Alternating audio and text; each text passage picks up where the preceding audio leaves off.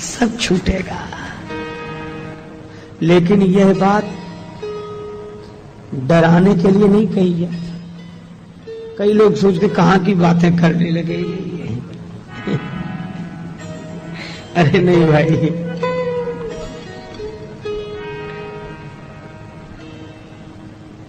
एक है जो सदा साथ देगा, आप कभी अकेले नहीं रहेंगे। कौन? साथी है मित्र गंग के जल बिंदु पान तक, अर्धांगनी बढ़ेगी केवल मकान तक।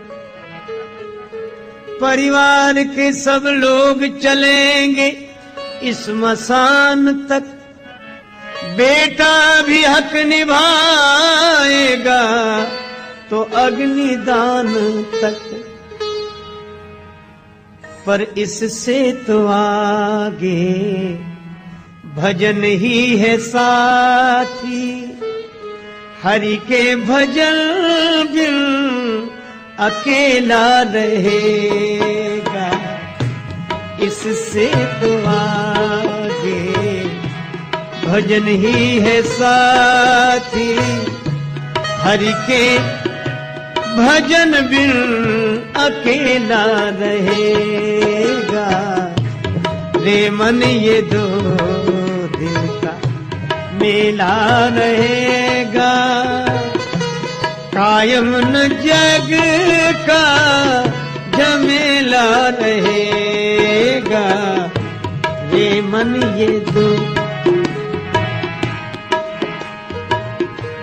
लेकिन उस समय भगवान का भजन, भगवान का संबंध, भगवान की भक्ति, इसलिए भक्त कभी अकेला नहीं होता, दास कभी उदास नहीं होता।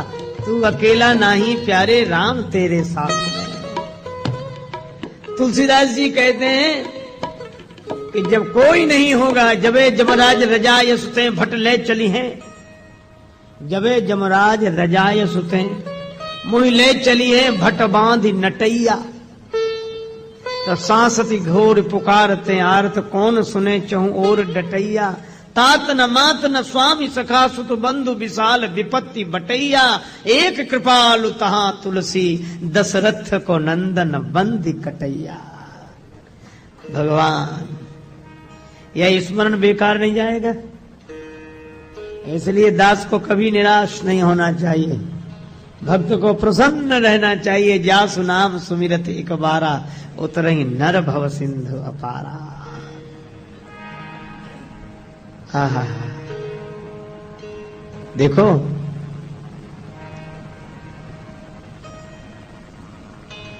अभिमान भी अगर करो तो उसका करो जो कभी छूटता ना हो।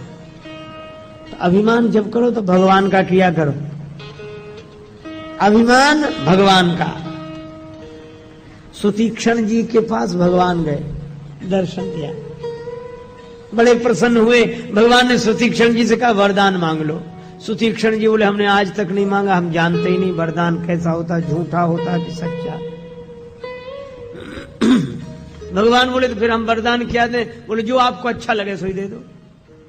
भगवान ने भक्ति का वरदान दिया। सुतीक्षण जी बोले यही होता है वरदान? बोले हाँ यही होता है। तो बोले आपने जो दिया वो तो मुझे मिल गया, जो मुझे अच्छा लगे सो दे दो। जो मुझे अच्छा लगे सो दे दो। भगवान बोले तुम तो कहते हैं हम जानते ही नहीं। बोले आपने दिया तभी जान गए कैसे ही होता है। क्या चाहते हो? सुतीक्षण जी बोले एक बात कहें प्रभु, धनी आदमियों के यहाँ, बड़े संपन्न लोगों के यहाँ कई चीजें बेकार पड़ी रहती, जिनका वो उपयोग नहीं करते, घर में फालतू पड़ी, किसी गरीब को दे दो तो काम चल जाता है। भगवान बोले कहना क्या चाहते हो? बोले आप बहुत बड़े आदमी हो, आपके यहाँ एक चीज बेकार पड़ी, आज तक आपने उसका उपयोग नहीं किया। कौन सी? बोले आप अभिमान नहीं करते कभी। तो अभिमान रखे काहे को? दे दे। भगवान बोले हाँ अभिमान का प्रयोग तो नहीं करते। सुतीक्षण जी बोले तो हमें दे दो। भगवान बोले अभिमान मांग रहे हो? अभिमान तुम्हें दे दे? क्यों, क्या तुम्हारे पास है नहीं? चीज भी तो उसे दी जाती जिसके पास ना हो। तुम्हारे पास तो इतना अभिमान है, फिर हमसे क्यों और अभिमान मांग रहे हो? सुतीक्षण जी बोले यही रोना तो है कि मेरे पास मेरा अभिमान है और मैं चाहता हूं कि जीवन मेरा हो, पर मेरे जीवन में अभिमान आपका हो, अपना अभिमान बोलिए। अस अभिमान जाए जैनी भोरे, मैं सेवक रघुपति पति मोरे। अस अभिमान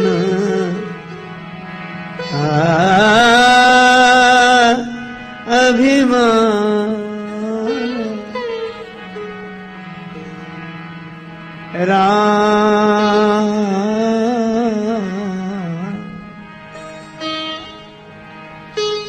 श्री सीता जी ने धनुष को बाएं हाथ से उठाकर दूसरी जगह रखा, आंगन साफ किया, फिर वहीं रख दिया। अपने अंतःकरण के आंगन को साफ करके अभिमान को रखो, पर भगवान का अभिमान रखो। एक महात्मा कहते थे जो भगवान का स्मरण कर रहे हो मालूम कब काम आएगा? बोले कब? बोले जब सब तरफ से जवाब होगा तब यही कामयाब होगा। इसलिए भगवान के भक्त का ये मतलब नहीं ना ठीक अब क्या करें मजबूरी है, नहीं भाई, रहो सदा शान से भरोसे भगवान के, काल के भी डर से न डरना चाहिए, जैसे रखें राम जी रहना चाहिए, जैसे रखें राम जी रहना चाहिए, हो जैसे रखें राम जी रहना चाहिए।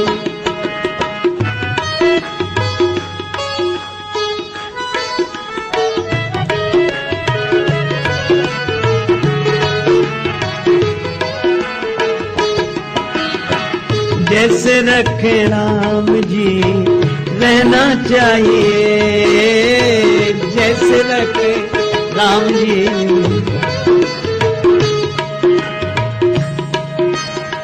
अभिमान हो भगवान का, हमारे हैं प्रभु, यही धनुष का दूसरी जगह रखने का अर्थ है। इसीलिए मैं कहता हूं अभिमान छोड़ने की जरूरत नहीं, वह अभिमान को भगवान से जोड़ने की जरूरत है।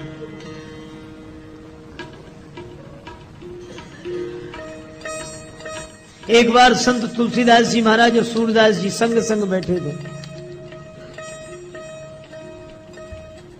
दिल्ली में, यमुना जी के किनारे। बादशाह अकबर का हाथी